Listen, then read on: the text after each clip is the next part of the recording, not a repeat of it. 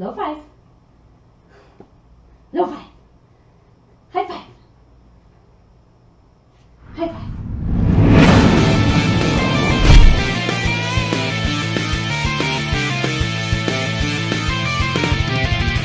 Hello and welcome to the Reactors Summit. I'm your host, Jacob Blunden, and we have an incredible and packed show for you tonight. This week, I am joined on my wonderful panel, but with Evan DeGraff. How are you?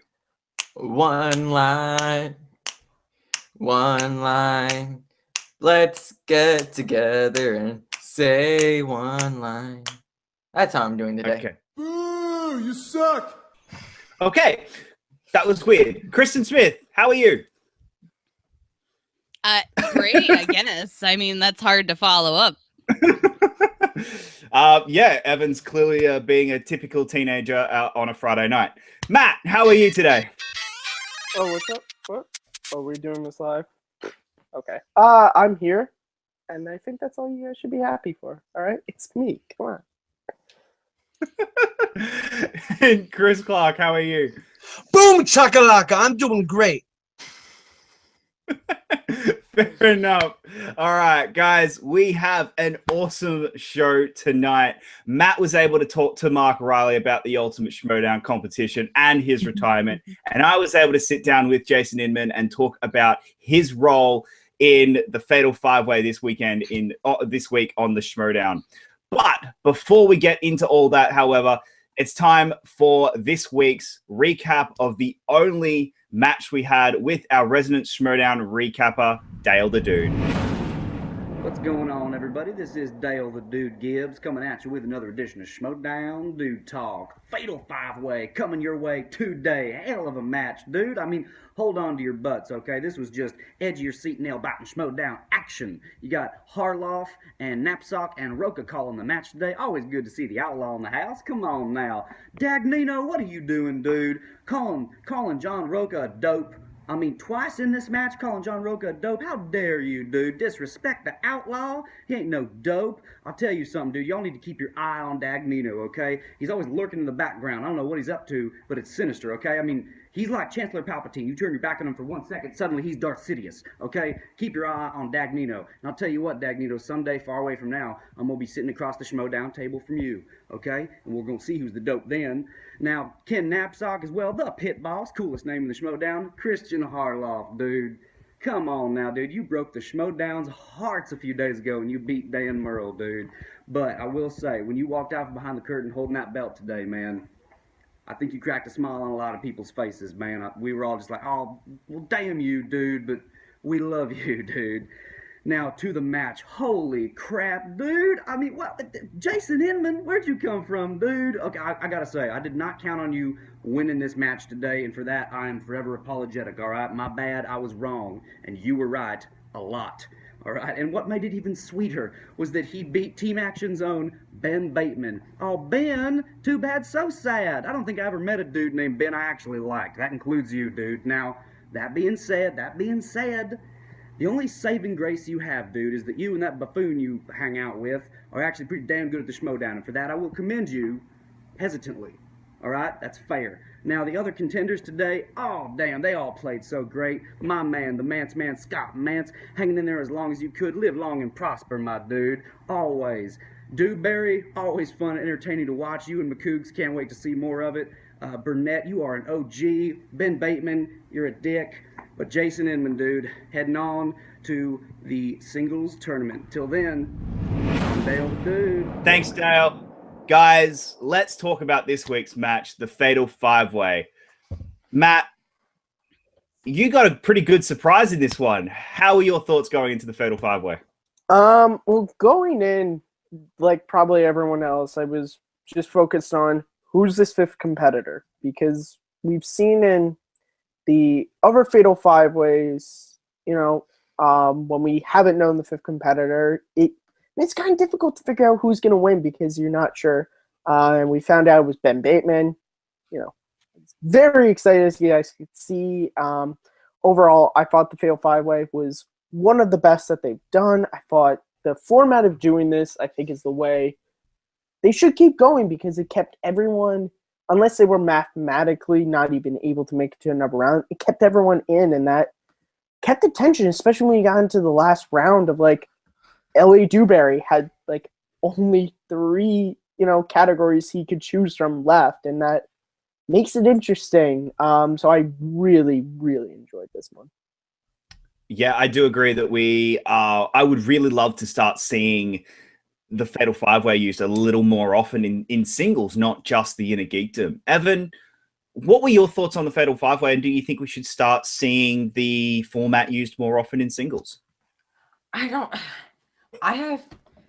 have mixed emotions because I really did like the old format compared to some other people like, oh, they're getting out too early. I think that's the point. The toughest survive. And it's the people, especially in the Fatal 5-Ways, whoever has the vast knowledge, the more general-based knowledge are the people who are going to survive. And that's a good trivia competitor. And I like the fact that I took people out because it kept the competition tense, in my opinion. Whenever you're taking people out, your favorite competitor might be out the next round and you might not see him again. But then your favorite competitor might go up against Rachel Cushing and actually win a match versus a goddess in trivia like Rachel Cushing.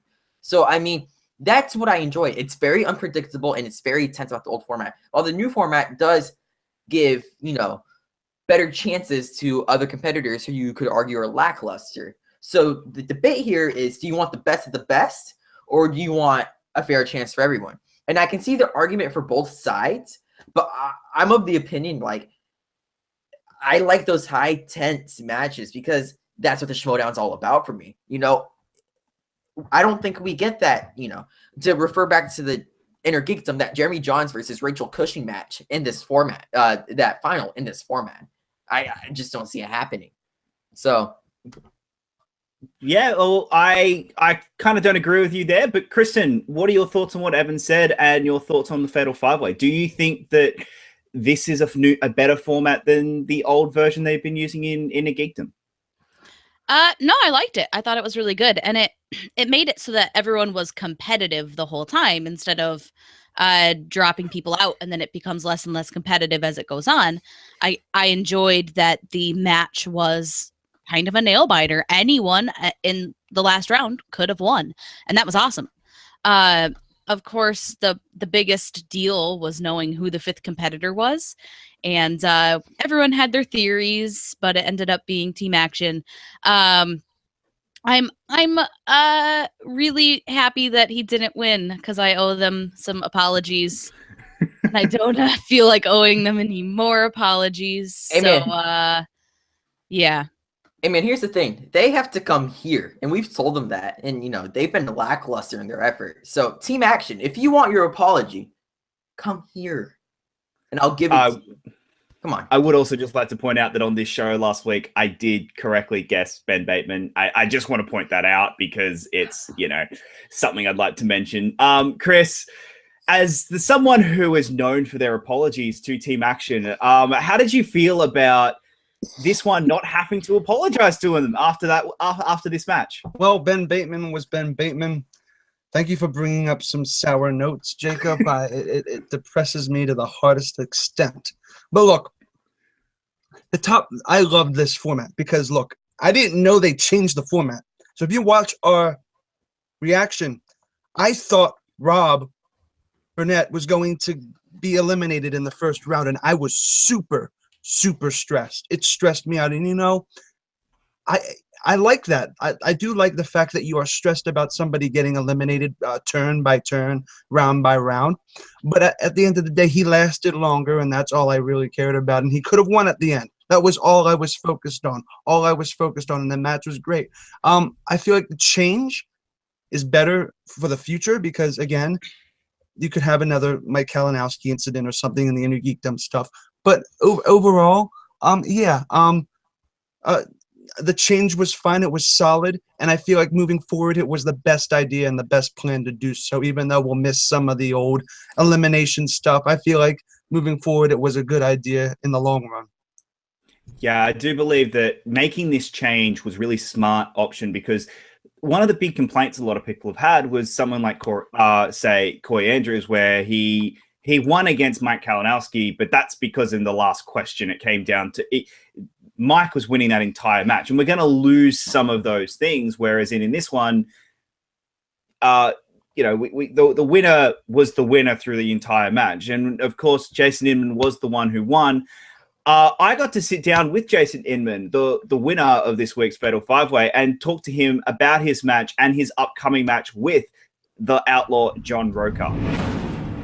Hi, Jason. Thank you so much for sitting down with me today. First off, congratulations on a fantastic match. Thank you. This match had a huge question around it about who the fifth competitor was going to be. What were you expecting, and who were you hoping for as well? I mean, no lie. I wasn't lying in the post interview. I really wanted Scott Mance because I was feeling really good about Scott after his William Bibbiani match, and I thought he was going to go out there and trounce us all. And I did give him a little bit of crap after the tournament, being like, "How did you miss the Braveheart question, my friend?"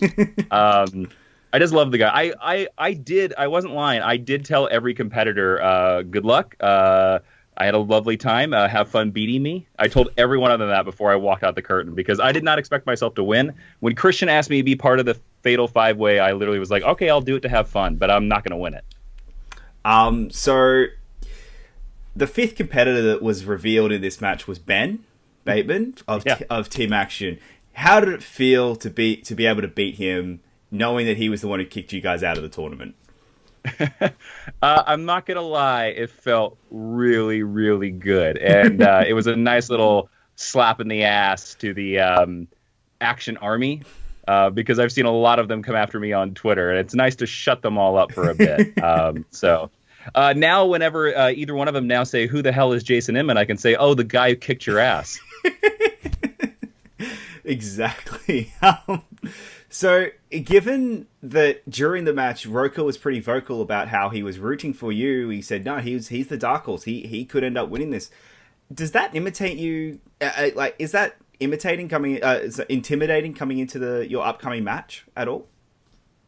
No, not really. I'm going into my match with Roca the same way I went into the Fatal 5-Way. I'm just looking to have fun, and maybe that's the reason why I excelled so much, because I was just so relaxed the entire match. I just had no stakes, didn't matter whether I won or not, and because of that, I was able to access all the answers really easy.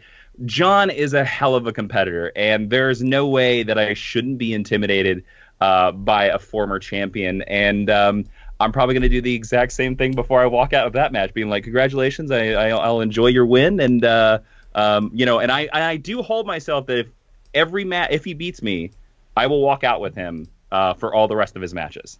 Okay. Well, speaking of the upcoming tournament, you have arguably the toughest run out of anyone. Potential matchups you have are William Bibbiani. If you beat John Roca, you have William Bibbiani or Sam Levine, potentially Rachel Cushing, Mark and Draco, or Mark Ellis. Yeah. How do you prepare for a run like that? How do you prepare for that? There is no prepare for the Movie Schmoedown, because I'll be honest with you, I used to, when I first started this, I used to actually study. I used to, every night I'd study movie trivia quizzes. And do you want to know how many times a question I have studied has actually come up in the match? 0. Not one single time. So I literally was like, I just can't study anymore. And you're correct. I am going up against I don't want to say beast because that's Bibbiani, but I'm going up against the Greek mythology of monsters because, Rachel Cushing is formidable. She's really smart. Mark and Draco is a robot. Bibbiani, I'm actually really scared of Sam Levine because he just seems to be an unstoppable encyclopedia. And then I have to go against the former champ. Yeah, this isn't very fair if you think about the Fatal 5-Way, we're thrown into the lion's den. Yeah. No pun intended. Yeah. All right. Let's move on to your other upcoming match. So you've got Roca next in a few weeks in the singles tournament, but you've also got the upcoming match against Emma Fyfe in Inner Geekdom. That's right. Any words for Emma Fyfe before you match against her? First off, I feel just like Scott Mance and Fyfe for life. I love Emma dearly. She's a nice lady, and I love interviewing her. And I want to apologize right now for having to take you out, Emma, for me to go on, because I'm going straight to Hector. And it's sad that I have to do it against a very nice competitor, Emma 5. I will feel sad when I beat her. It's funny because I was supposed to go against Robert Meyer Burnett originally, and Jay Washington subbed in for me, and it was so funny because I was actually there for their match and watched their match, and I was like cursy because I would have whipped Robert Meyer Burnett as well in that match. So, Emma, I'm sorry, you're going down, and loves and kisses. Fair enough. Well, with that, so you're just saying, you seem to be a lot more excited about your Inner Geekdom match and how that's the belt you want. Do you prefer competing in Inner Geekdom over singles or teams? I love teams the most. Teams is where I have the most fun because I like to hang out with Scott Mance any day, any week, any time. He's such a blast, and he's a really good friend of mine. So teams are where I have the most fun. Singles, I always feel intimidated because there are those really big competitors like Reilly and Clark Wolfe and all those people that I feel that I'm not even on their level. Inner Geekdom is the one I feel the most confident about. Because if you notice, the last time I was in Inner Geekdom, I got bumped out by the wheel. And that wheel has bumped me out several times. Of course, it is the random bitch. And I'm not even just speaking about Cameron Diaz. But Inner Geekdom I feel so confident about because, look, here are all the DC movies. I'm actually studying for the Inner Geekdom. This is all the DC movies. You can quantify the Inner Geekdom. You cannot quantify the Schmoedown, the regular Schmoedown. Inner Geekdom, there's only X amount of titles. And if you just focus in and watch them all and know them like I've been doing for most of my life, you could do it. And then they throw in something like James Bond and completely just mess everyone up. I am so glad that's gone. That does not belong in Inner Geekdom. I've actually been positioning or speaking to Kristen about getting that on the regular wheel because I think there's enough movies there that it should be just a regular category. Yeah, I'm someone who did like it in Inner Geekdom, but I do agree. I would like it to be an actual category in one of either Inner Geekdom or singles. I even argue that Indiana Jones shouldn't belong, but I'll give it to you. Yeah, see, I'm the opposite. If James Bond isn't there, Indiana Jones doesn't deserve to be there either. But yeah, sure. Okay, let's just step back to how it all began. How did you get into the Schmoedown, and what were your thoughts on the wrestling element of the Schmoedown? I have no thoughts on the wrestling element because I don't watch wrestling.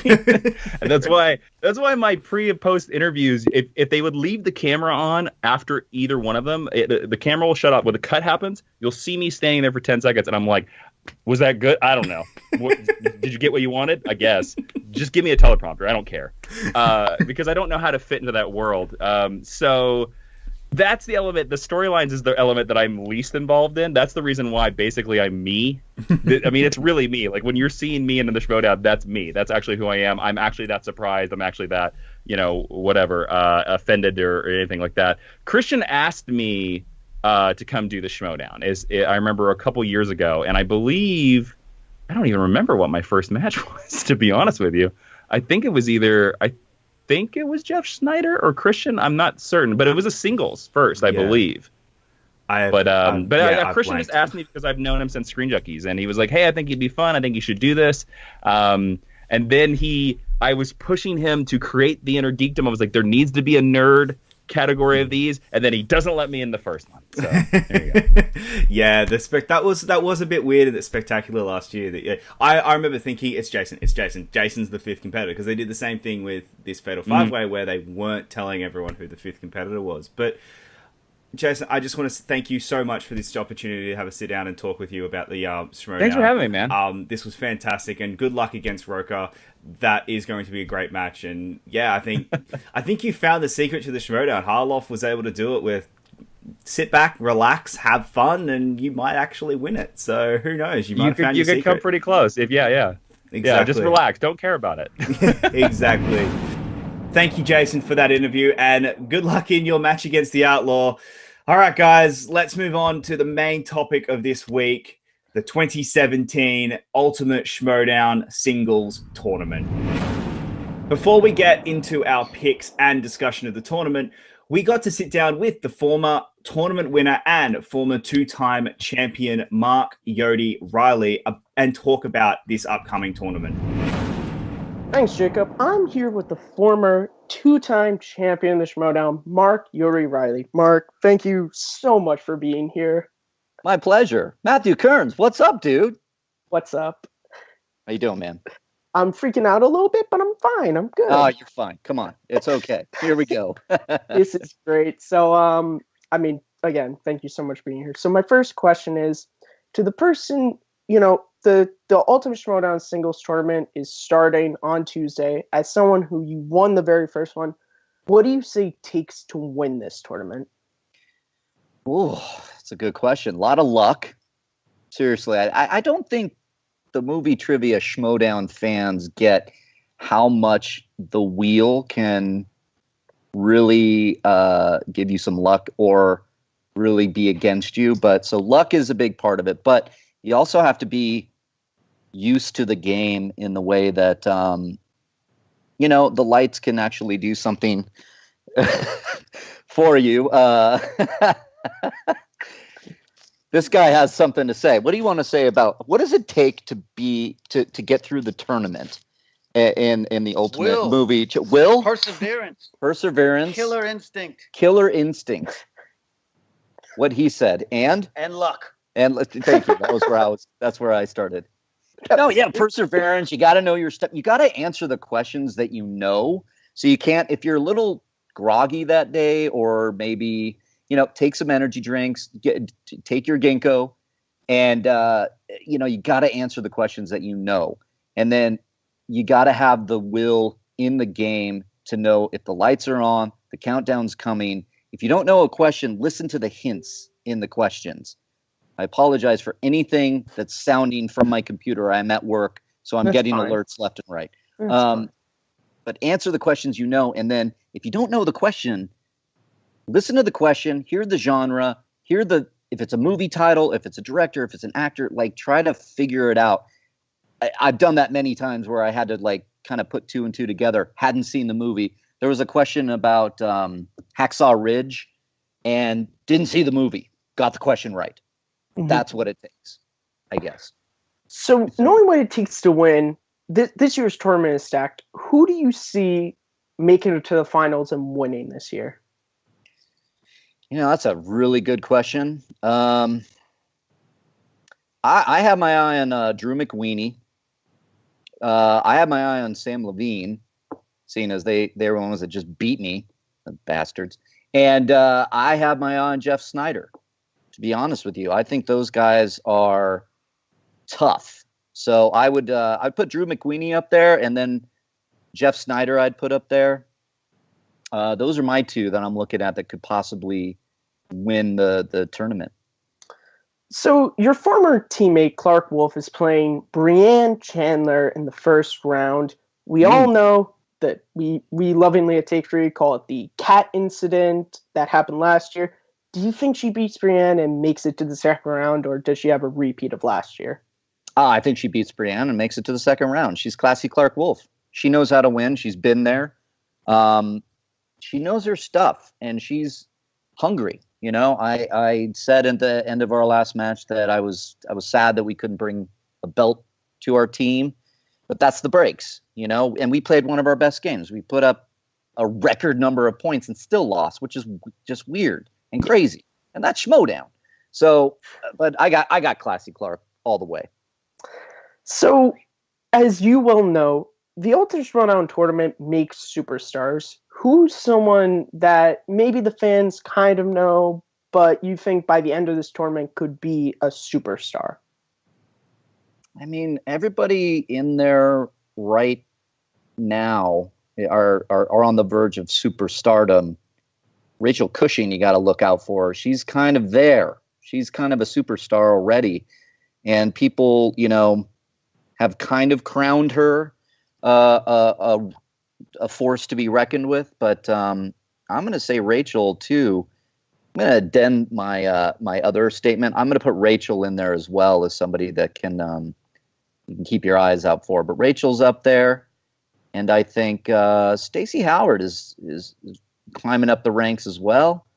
she could be. I'm impressed with her knowledge. She can be a big superstar. I know she's with Brienne and she's 6 degrees, and they got Jay Washington yelling at everybody, and they're pretty popular. But Stacey Howard, I keep an eye out for as well. Yeah. So we know recently after your last match with Above the Line, you did go into retirement. I guess the first question is, what made you decide to step away? And then how is retirement suiting you? Well, I said that after I won the belt back, I kind of didn't really have much to prove anymore. And I wanted to play Murrell and Roca in the 3-way, and it was fun. But I said, if I lose, I need a break. My job duties at Collider are a lot, and I spend a lot of time working. I work on weekends, I work nights, I get up early. And when you're in a match, when you have to compete on top of everything, it takes a lot out of you. You have to be in the right mindset. And to be honest, I've been doing this since 2014, and I've felt like I've competed almost every week since then. And it really is just wanting to focus on other things at Collider. There are some very exciting projects that I'm doing. There are exciting projects that I'm doing outside of Collider. And I need to give all that time. And there is a mental thing that is a part of Schmoedown that I've done, and I've proven myself. And I really wanted the break. And how I'm faring, how I'm doing now, I love that I don't have to compete. I really do. When we're taping the matches, I'm excited now to see who's going to be stepping up and being the next person to hold the belt. I'm really looking at who's going to take the belt. We finally got a 4th person to hold the belt in the commish, which I'm so excited and so happy for. He was so damn surprised. And I just love seeing that. And I would love to see the belt go around a few times.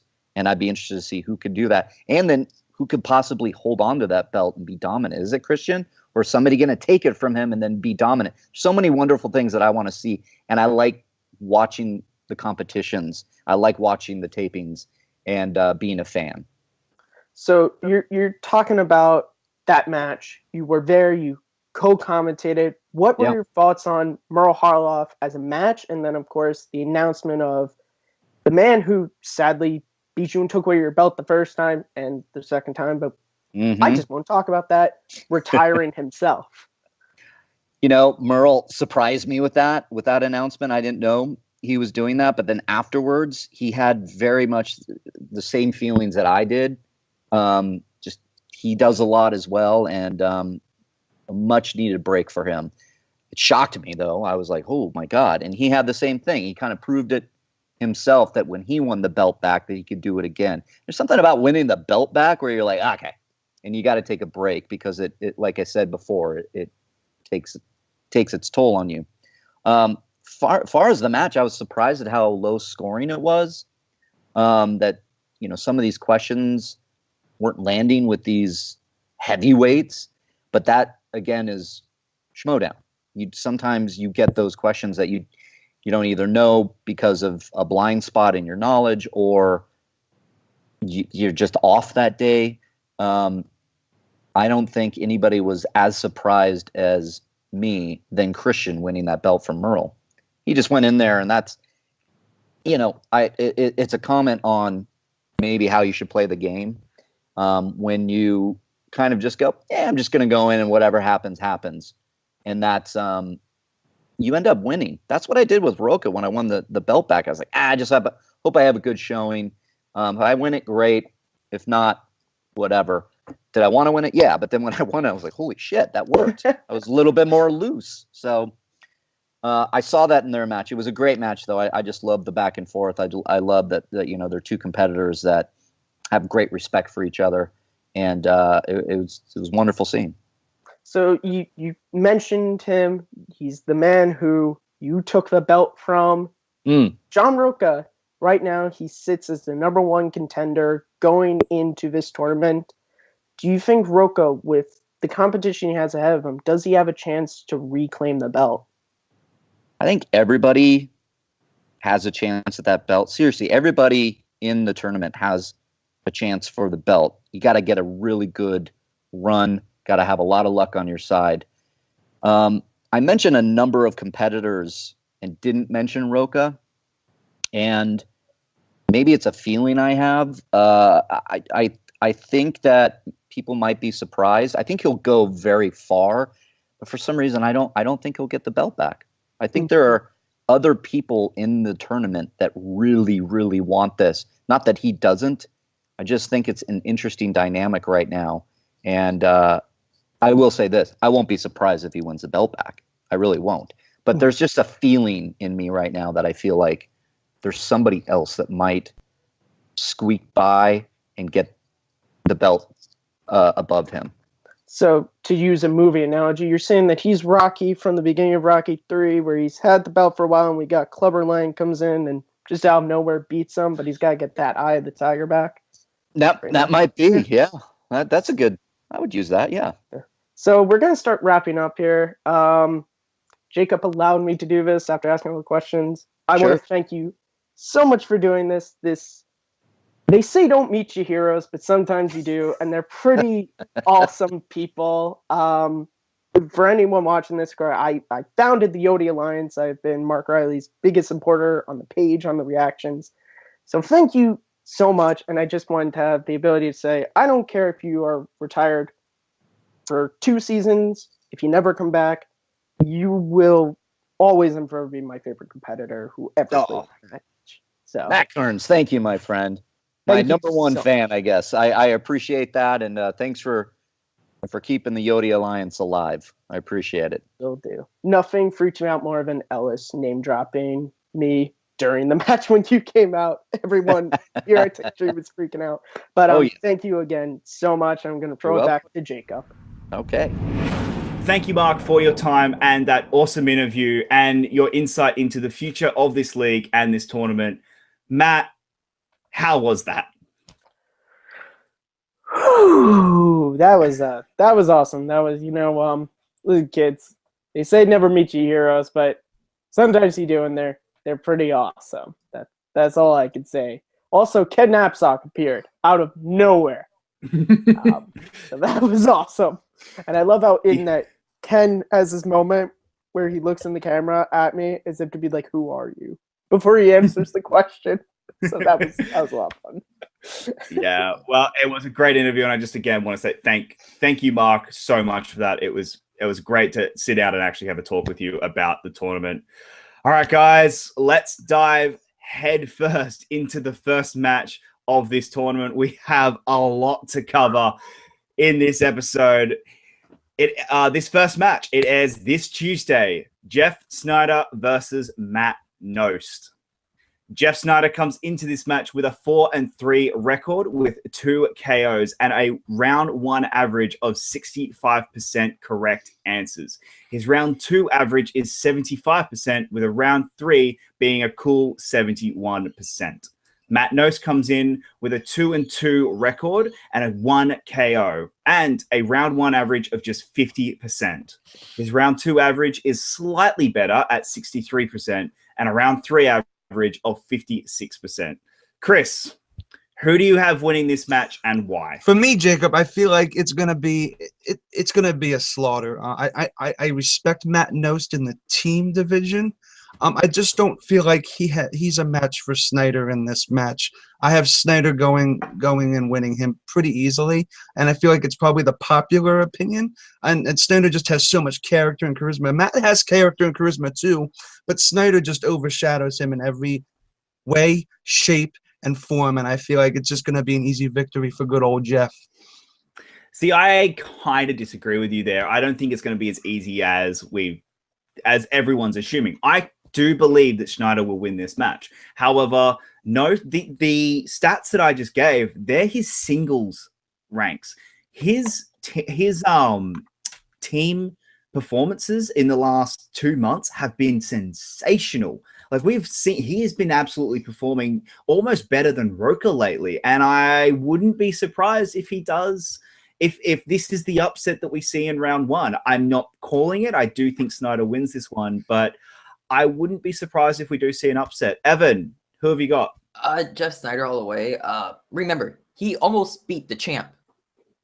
The champ, Christian Harloff. He almost beat Christian Harloff in a very tense, arguably one of the best matches of the year. While Matt Noce is 2-2. Here's the thing about Matt Noce. He's great character, very funny, and who doesn't love to see him? Who doesn't love to see the pizza guy on screen? Issue being is he's going up against, you could argue, one of the best people in the league at getting into somebody else's head. And arguably, it's Jeff Snyder and Tom Daggino versus Matt Noce. And I think people forget that. Tom Daggino literally paces back and forth on the collider set just to get into other people's heads. Hence why I think Jeff Snyder actually has a pretty decent shot here in this tournament, just because of the influence of the Lions and Patriots and Tom Daggino. So that's why I believe that Jeff Snyder will beat Matt Noce. Yeah, well, I do agree with you, Kristen. Are we wrong here, or are we seeing something? Do you see something we're not? No, unfortunately, I sucked real bad at the team tournament bracket, so I decided to not just go with the people I liked and to go with the actual probably smart choice. So yeah, I am picking Snyder in this one, and it's really just a performance thing. He's got a better track record in singles than Noce does. He has more experience doing these kind of defending belts and going against really hard competitors. So yeah, it hurts me to say it, but I do have Snyder moving through. Matt, who do you got and why?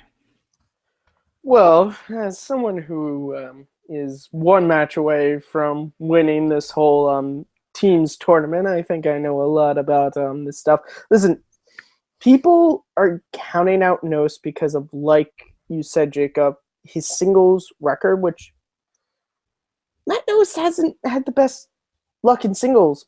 But if you look in teams, especially recently, he's been doing extremely well. I still have Snyder winning, but it's not, I don't think it's going to be a slaughter.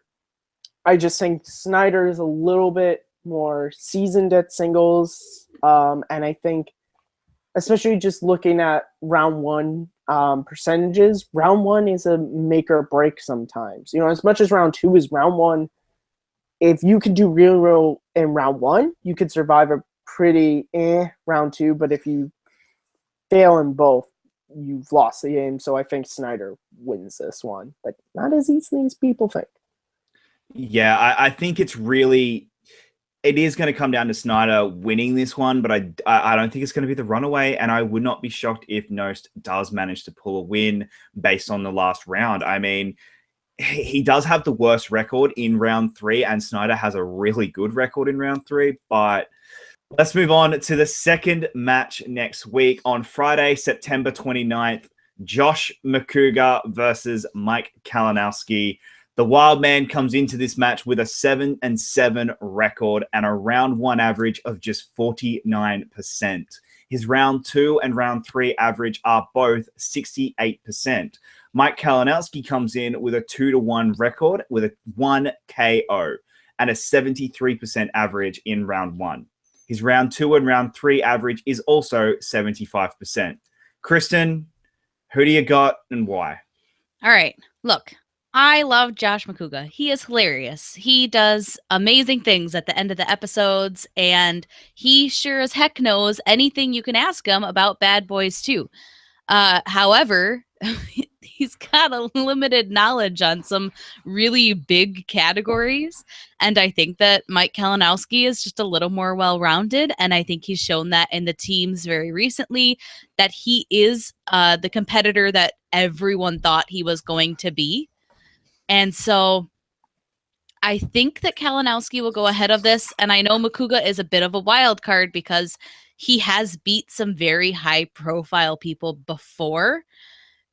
But I think that Kalinowski is going to have this, and it shouldn't be a complete slaughter, but I can see it possibly being a knockout.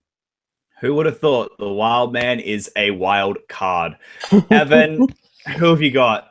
All right, here we go. Here's the thing. Josh McCougar is arguably going to have another tournament run just for a few reasons. One, he's done it before. He's had a good run. most specifically in the first Ultimate Schmoedown, and he also had a cheeky run in the second one as well. 2, he's a 500 player, and he's 7-7. I don't think he's going to go under 500. He has to go above, just because it's the wild card. It's the wild man. It's Josh McCouga. So based off of very bad, very poor predictions, and just based off of what I know about Josh McCouga and the way how he plays, he's due a win. This man just has to win. It's just the way how the angel of the Schmoedown has to come down and sprinkle dust on him. And it sucks because I like Kalinowski. He's a good dude. But Josh McCouga is Josh McCouga, and the man is the luckiest man in the Schmoedown. And I think all of us can confirm that.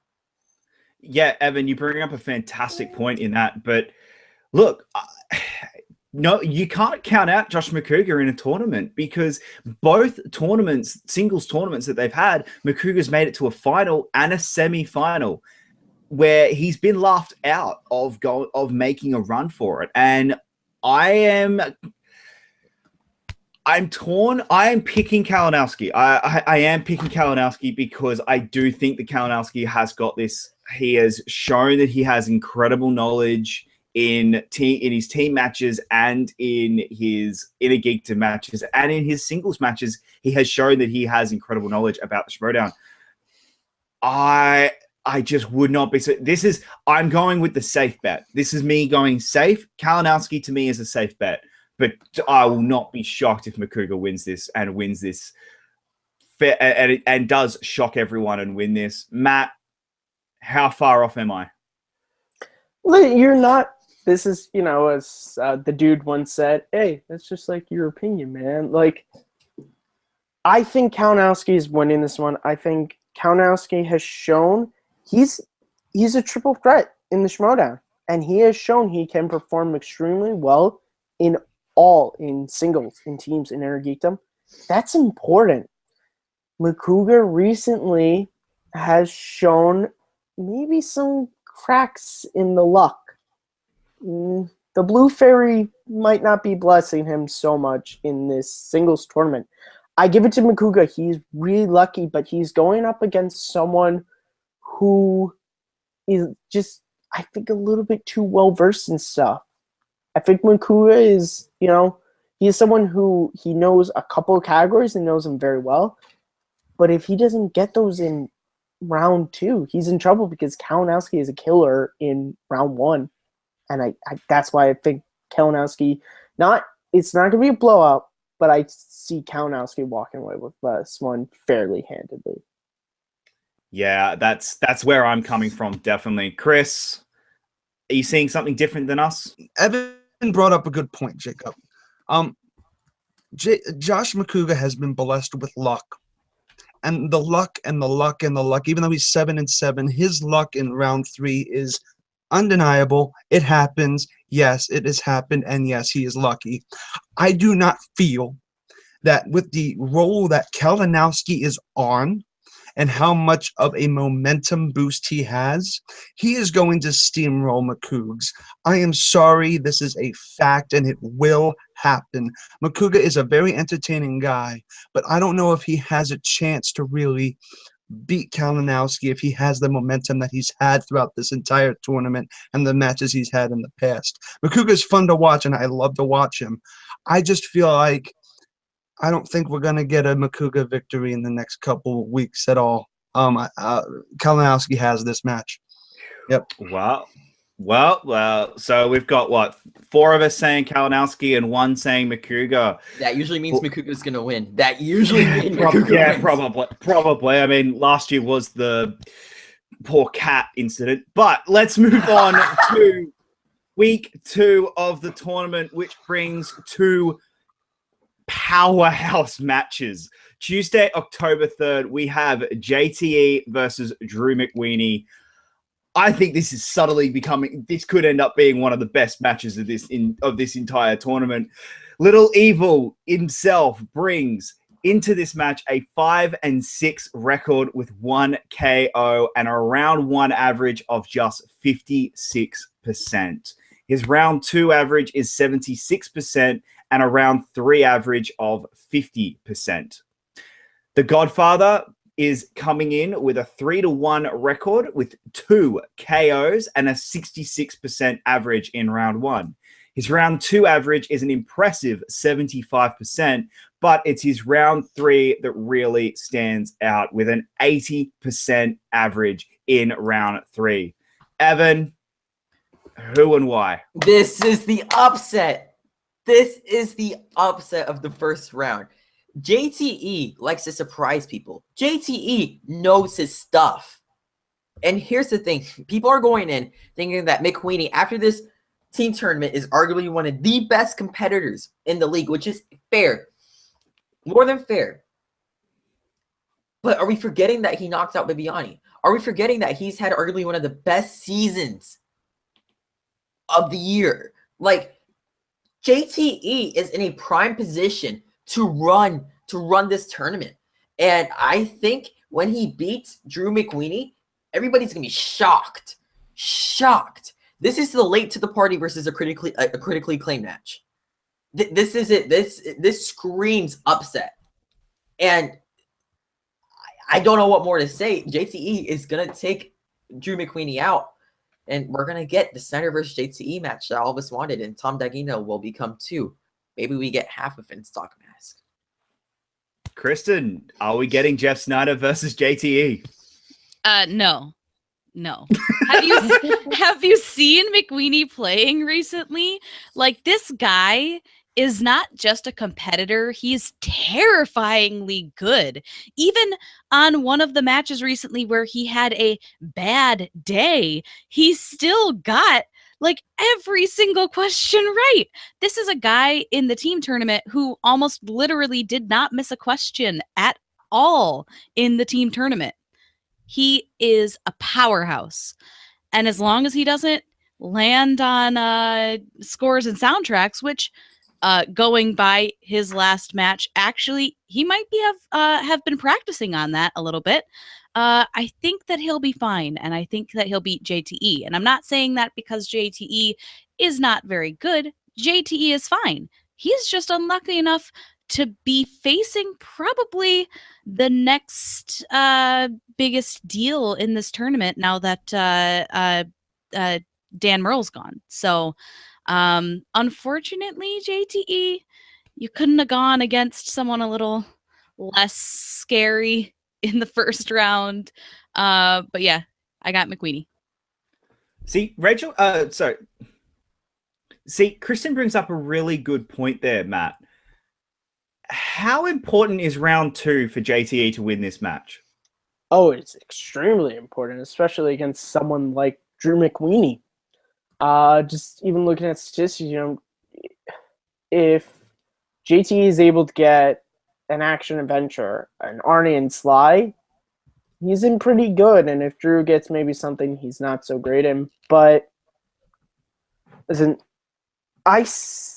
you want to talk about runs in the tournament. Let's not forget that in 2015, JTE nearly won the Schmoedown team tournament on his own with Finstock bringing manuscript in one match. Like, that's something, and we saw the people, John Campia, John Roca, almost the Schmoes, like, that's something to not forget. And I know it's easy to say, oh, well, that was 2015, but you also look at this season. I think JTE is nearly a lock for comeback player of the year and possibly even player of the year. The competition's gone up in both singles and teams is proving he's someone to be afraid of. Having said that, I think Drew is just a little bit more lucky. You want to talk about Makuga luck? Landing on Spinner's Choice in 2 matches after another. I feel like Blue Fairy has moved from Makuga to Drew McWeeny, and that's going to push him. I think the round 3, I think this goes round 3, and I think it just is in McWeeny's favor. But it's not going to be a blowout, I feel like. See, I'm of the opinion that McWeeny's luck has run out. He used it all in the team tournament, and I'm going JTE because I have not seen Drew McWeeny have a bad game since his loss against Makuga.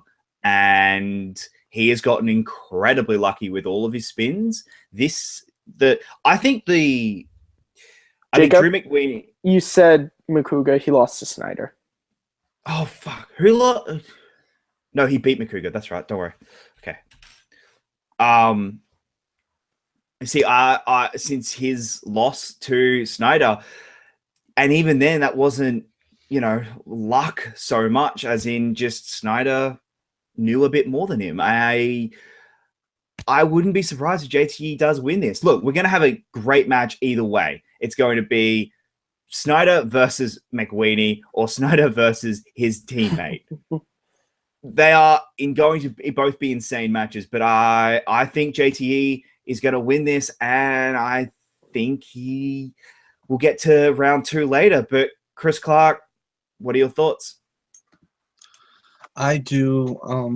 You guys might be surprised by this, and I actually changed my bracket last minute to adjust to this because it came into my head. Drew McWeeny, people think is amazing, and he is amazing. But JTE beat Bibbiani.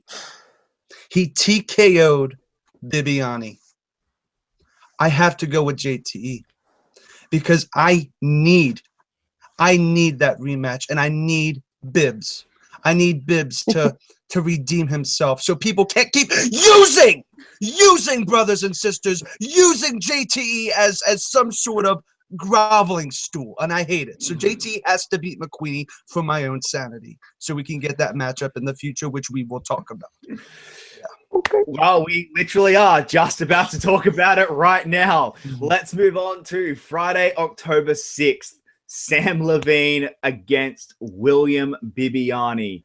Levine comes into this match with a 3-4 record with 1 KO and a round 1 record of 65%. His round 2 average is an impressive 79% and round 3 average of 67%. The Beast comes in with a 3-2 record and 1 KO and an incredible round 1 average of 88%, a round 2 average of 85%, but a disappointing round 3 average of only 58%. Chris, how important is this win to the career of William Bibbiani in the Schmoedown? This match is important, Jacob. Bibbiani needs to beat this little guy named Sam Levine, just so people can stop saying that I'm bad luck, which admittedly, yes, I am. I am bad luck, and I don't care. Look, Bibbs, I have blind loyalty, and I know he is going to go the distance. He's going to make it to the end. This match is super stressful just for my sake and my heart, because I know if he loses this match, he's not going to be viewed as this almighty movie trivia god that he used to back last December when he made his debut with Draco. So I need that Bibbs back. I need that Bibbs hype back. And this match is important to reinvigorate that, because right now, #Sigh is being used more than #growl, and that is unacceptable. It's kind of sad that you were the one who created #Sigh, but I do think this is actually one of the more important matches of the singles tournament, because look, we all remember last year William Bibbiani versus Mark Draco. That was one of the great all-time matches, and people walked away straight after that match. William Bibbiani, he's the king, he's the new champion. Good effing luck, Murrell. Like, it was, that's it, he's done. And then JTE happened, and then this year has not been pretty to Bibbiani. This just has to be the year that's just, if there's a player who could wipe out a year of their record, it's got William Bibbiani's the one player. And this match is so important for him, because if he loses this match to me, and I actually think this whole tournament, Bibbiani can't just win this match against Sam Levine. Bibbiani has to win this tournament.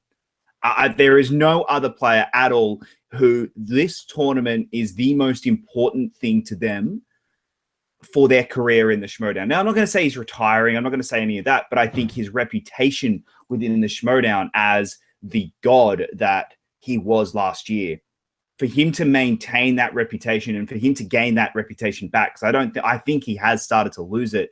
He has to win this match. And I think he's going to do it. I don't think it's going to be pretty. I don't think it's going to wipe the floor with Sam Levine. But I do think if Levine gets a category he's good at, this could get ugly and get ugly real quick. Kristen, who you got? All right. So, I mean, look, I think Levine is great. I mean, he's certainly shown that he can play very well, especially recently. But he also hasn't had a great experience in singles outside of recently playing Dan Murrell. And Murrell was on top of his game, and Levine played a pretty good game. However, Bibbiani is due for a bit of a comeback. And this guy knows his stuff. I think that it will be a lot closer than some people are expecting, but I do think that Bibbiani will pull out the win on this one. And Chris Clark will probably cry on video, and there's nothing that will make me happier than to see him cry on video. Yeah, seeing Chris Clark cry on camera in tears of joy instead of the tears of sorrow that he's had to basically do the last 3 weeks. Matt, will you be crying tears of joy, or will you be... Who you got? Listen, it's actually really funny, that this matchup happened, because you look at, these are two guys who, when they both joined, were touted as the next champ. Sam Levine was coming off of every time they played the game on the Schmoedown live show, he hit it, and he came in. He hasn't done so well. Bibbiani, same thing. Came in, killed it, next champ. This season, I really enjoy both of these players. I really love both of them.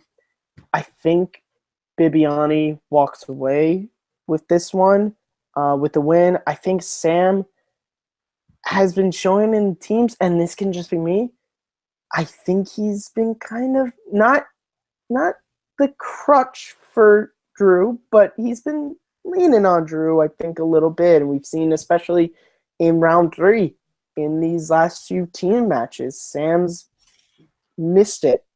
And, Bibbs round 3 isn't that good, but I do agree with you, Jacob, that this is, if Bibbs is able to make a run in this tournament, I think everyone is going to be able to forget the beginning half of the season. But if Bibbs is out in round 1, I don't think we're going to be talking about Bibbs in the same way that we did at the beginning of this season. Yeah, Evan, do you agree with Matt and myself where we say that how important is this match for Bibbiani? It's huge. It is monumental, because if he loses, then he will be known in the ranks of, the lower class Schmoedown players. You could argue, not any offense to Matt Noce, but in Matt Noce's range of knowledge, you could argue that William Bibbiani is no longer a force to be reckoned with if he loses this even match. But I do want to point this out. There are 3 big matches where the skill level are neck and neck. It's Mike Kalinowski, Josh McCouga, Mark and Draco, Rachel Cushing, which we will talk about later, and William Bibbiani and Sam Levine. This match, William Bibbiani versus Sam Levine, it's gonna be the most high scoring match in total points in the round, I think. Because when you break it down, you have 2 competitors that know a lot. And when I mean a lot, their knowledge is incredible and something that I wish I had. And I think because of the momentum and the way how things are shifting, Sam Levine is kind of almost due, to be taken down a level from above the line. And hence why I see Bibbiani barely winning. It's going to be a 5-pointer win. And we're going to see Chris Clark blow up. And it's going to be great on the reaction. So, yeah, William Bibbiani. All right. Yeah, well, you did bring up, you brought up in the next match we're talking about, which is in week 3. We have 2 big matches that I am very excited for. Tuesday, October 10, we start with Mark and Draco going up against Rachel Cushing. The android comes in with a 2-1 record with 1 KO and a round 1 average of 64%. His round 2 average is only 58, but it's round 3 average that is most impressive. 3 matches, and he has still managed to have a 100% record in third round, which is just incredible. The Crusher comes into this match with only 1 match and a 1-0 record, having only played the 1 match against Nick Scarpino. Her round 1 average is 63%, while in the second and third round, she still sits at 100%. Matt, who do you have taking this one and why? Listen, I have Mark and Draco taking this, and I love Rachel Cushing. She is awesome. But Mark is one of the most chilled out Schmoedown competitors. He walks into these matches, and it's as if it's nothing. Not that he thinks he's going to win, but it's just this cool, calm, and collectedness to him. Whereas we've seen Rachel, especially with the shakeups in the team tournament, when we saw a collision, and Ken even talked about it on the singles prediction today. Rachel, for as great as she is, she gets rattled a lot in free-for-all at collision. And she's facing someone who really doesn't get rattled. And I think this is going to come down to a battle round 2 because Rachel's got the inner geekdom stuff, but Mark's got some stuff that Rachel isn't, I'm not going to say she's bad at, but I think Mark is a little bit more knowledgeable about. I just see Mark taking this one because he's more seasoned with singles, whereas Rachel, she's had the 1 match. So yeah, Mark takes it. I have a very different opinion to you, Matt. Okay. I'm looking at the numbers. This is a numbers game to me. Now, yes, Mark has played more matches. He's had 3 games, whereas Rachel has only had the 1 in singles tournament. That round 1 average, Mark is on 64%, Rachel's on 63%. So round 1 kind of cancels each other out. It's round 2. Mark is not good at round 2. He never has been. Whereas in Rachel, she's sitting on 100%. She got all of her questions right in her match against Nick Scarpino. And that is, to me, is going to be the key. Now, obviously, round 3 is going to be a big thing. And if they're both sitting on 100% in round 3, Rachel obviously has not answered as much questions as Mark has so far in singles. I just think she is going to pull it. I'm hoping she does. And I'm rooting for Rachel to win this one. And going by the numbers, that's how I'm picking it. Evan, who you got? This match is going to go down and become a classic of the Schmoedown. All puns intended, if you understand the reference. Here's the thing. Rachel Cushing knows her stuff. She drinks and knows things. I just used that reference, and I've never seen the show.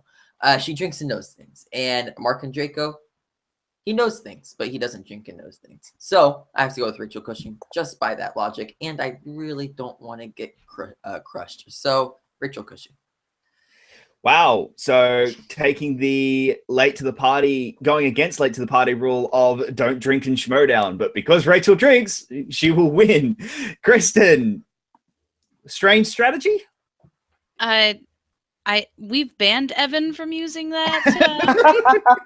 He doesn't know who says it, so unless he can tell me who says it. So his entire argument is void, just so everyone knows. All right, so I have Rachel winning. Now, this is because I like Rachel. This is my only pick where I don't care about the stats. I don't care about who I think realistically will win. I am picking Rachel no matter what. And I think that she has only had 1 match, but she is still really good in singles. And you've seen a lot more of her in Inner Geekdom, and she knows her stuff. I mean, she is a powerhouse of the Inner Geekdom tournament. And if she can translate that into singles, she also has the classics knowledge. She also has a lot of other knowledge that she's been holding back so that people don't get all her strengths. I think that she could go really far. I will say that while Draco has a very good record, there was this thing called Finn Draco, I think, and that happened, and it wasn't very good for whoever was under that mask when he pretended to be Finstock didn't perform that day. You can't blame that on Yeah. Mark just because he's a teammate of Yeah. Finstock's. Yeah, I just think that while everyone is commenting that Rachel can get in her head and Rachel can do the same, like she can get in her head and that means that she won't perform as well. Mark can do the exact same thing, and we've seen it in that match. So I think everyone's kind of sleeping on that one, and we'll see if that comes into play. And I think it'll just be whoever shows up and is the most centered when they show up on match day. Yeah, and you brought it up, Chris. Through the team tournament we saw, and her match in the team matches, the last two that Rachel has been in, we've seen that round one gets her flustered. She kind of doesn't perform in round one. How important is round one going to be going into this match against Mark and Draco? Well, Mark had one of the worst round ones against. Was it Humphrey when he did the when it was the undercard? Yes. Yes. They had one of the absolute worst round ones. And I think he's learned from that. And I know you mentioned how round two is a weakness of his. Well, he seemed to kill round two when he was on Blofeld's cat. So I'm obviously, if you know me, I'm gonna go with Blofeld's cat. I'm a loyalist, so I am going with Mark and Draco. But I love Rachel Cushing. She has a great personality and she's a great talent. I just don't feel like she's gonna be able to beat Mark now. Because I think Mark now is different from Mark then. Because this is his first singles match in what, like 4 months? Wild. Yeah, it's been give or take like 4 months. So I mean, and he's probably learned so much with the experience with Rob on Blofeld's cat. He probably has gained a lot more than what we expect. And Rachel, she's just coming off of a loss with Nerds Watch, and she doesn't have Ken anymore. He's probably still going to come out with her entrance. He's probably still going to support her, but she's on her own. She's looking for her own ways. She could pull it out. I do not count her out whatsoever, but I have to give it to Mark. Fair enough. Yeah, I'm kind of at the point where, look, I want Rachel to win, and I'm picking Rachel. She's my pick. I also do want to bring up something else. What are the chances that at the end of this match we see her joining Team Misfits? Anyone just... No, please, no. I do not want to think about that. Team Misfits is one of the most overhyped groups I've ever seen. And if Rachel Cushing, a face, were to join Team Misfits, I would be extremely upset. So please, Rachel Cushing, and also Clark Wolfe, I know you solidified yourself that you're not going to be part of the Misfits, but both of you, please don't join the Misfits. Please. Well, speaking of Clark Wolfe, Friday, October 13th, Friday the 13th brings us our first technical rematch between Clark Wolfe and Breanne Chandler. Both competitors have technically competed before in the Glow Down back before the team tournament. Classy Clark Wolfe comes in with a 5-3 record and a 72% average in round one. The wheel does turn her round two record down with 66%, but she makes up for it in round three with 76% average. Breanne, on the other hand, comes in with a 1-1 record and a 69% average in round one. Her round two average sits at 50%, but she does boast an impressive 75% average in round three. Kristen, who do you have and why? All right, so this one's really difficult for me because I like both of these competitors. Like, these are two of my favorite competitors. I really enjoy them in both singles and teams. Unfortunately, one of them isn't really doing teams after that tournament, so that's not great for me. So because of that, because I'd like to see more of her, I am picking Clark Wolfe. And I think it'll be a really good match because I know for a fact that Breanne has been studying her ass off for this.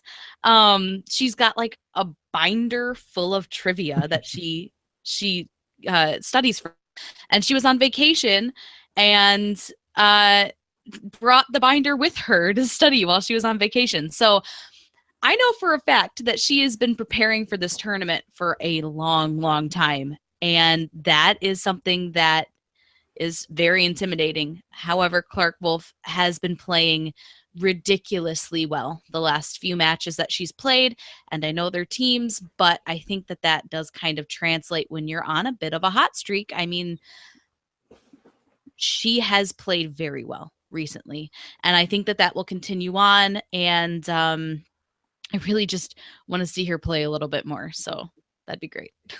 Yeah, I do agree with that. I do think she's been on a very big hot streak. Matt, how do you feel knowing this is Mark Reilly's former teammate? How do you think she's going to go in this match? Well, I mean, listen, when the GOAT picks you as a teammate, that means you got to be good, right? Listen, you and Kristen said it. Clark Wolfe is on a hot streak right now. Her last singles match, she beat last year's singles tournament winner, and she has been doing so well in the team league. I think Brienne, on the other hand, although I think Brienne is very good and I believe that she is studying, I just think when you're coming off of a singles loss, a team's loss, that kind of also a celebrity loss, that kind of can affect you. And, you know, you can say maybe the momentum is going to bring her, but I just think if we're talking about momentums, Clark Wolfe is on that role, and I think that role gives her the win in this match. Evan, you've probably been the most critical here. Oh, I can't believe I'm about to do this. Evan, give your thoughts. Just Clark Wolfe caused this pain. If Clark Wolfe can cause this pain, think about what kind of pain she can give to the rest of the Schmoedown. Brienne Chandler is still still what I wouldn't call a seasoned competitor yet, and we saw that very much in her match versus in 6 Degrees match versus DC Movie News. They made mistakes that you wouldn't expect veterans to make. So even with that logic, and even with trivia out the window, I have to go with Clark Wolfe based on the facts that she is a veteran of the league now, and she just has more overall experience than Brienne Chandler. And experience does pay off in the Schmoedown, as we see time and time again. So, Clark, I'm going to bring this one up. Do you think that we see anything untoward in this match, or is this one a straight, probably the easiest pick of the entire tournament so far? Well, look, it is the easiest pick of the entire tournament. It's just a fair assessment. Brienne's a great person. I just feel like Clark is gonna win pretty easily. Although she's gonna put up a fight, Clark is gonna put up an even bigger fight, and she's gonna win. And of course, she was teamed with what Matt considers the GOAT. I feel like he's more the cheese. Well, yeah.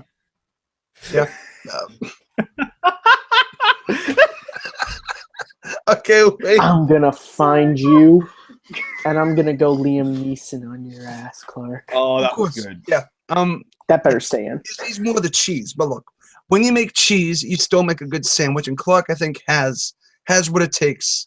Has what it takes to win. She's got this. Fair enough. Yeah, I have a feeling that is coming, and Clark, and it's not trying to be detrimental to Brienne at all. I think Brienne is a very good competitor.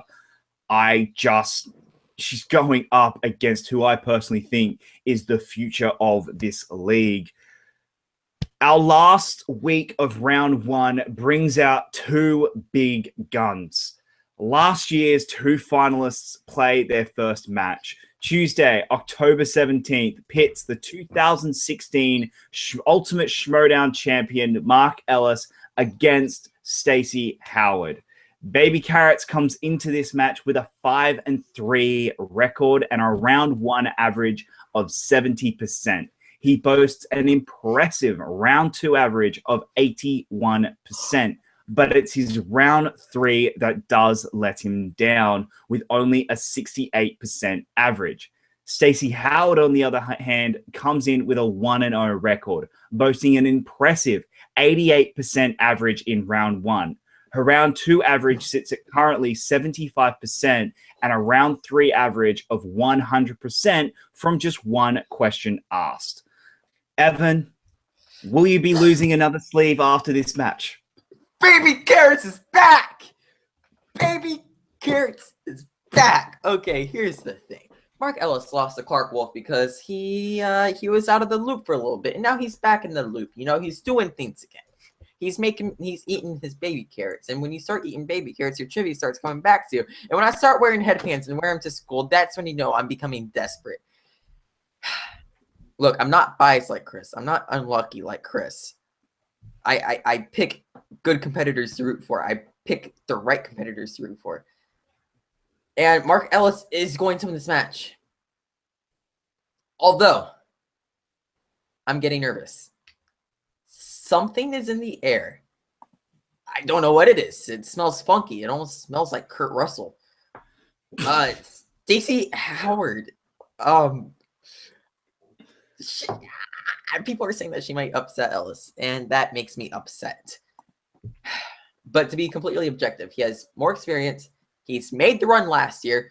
He had a perfect game and lost. That's how this guy can play the game. So I have to go with Ellis, not because he's my favorite competitor, but because he's the right choice. So Mark Ellis does win this match, and Stacey Howard does not upset him. The headband is back. I go with the upset. This is my upset. And this is my one upset. This is the big one for me.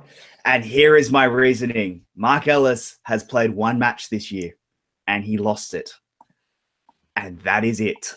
Stacey Howard has played several matches this year. She is on it. I mean, yeah, her last match wasn't that hot in the team's tournament, but she is still on a singles hot streak. Stacey Howard right now has the more experience because she's been in more matches this year, and I think that is going to come down to it. I think Mark Ellis has been out of the league for too long. His return match, he lost to Clark Wolfe. Now he lost to Clark Wolfe. That is a huge thing. Like, you know, she is the future of this league. I think her and Rachel Cushing are the two big futures of this league. But this is my upset. I'm calling Stacey Howard to win this one against Mark Ellis, and if that happens, it will be a huge, huge upset. Matt, am I on this island by myself?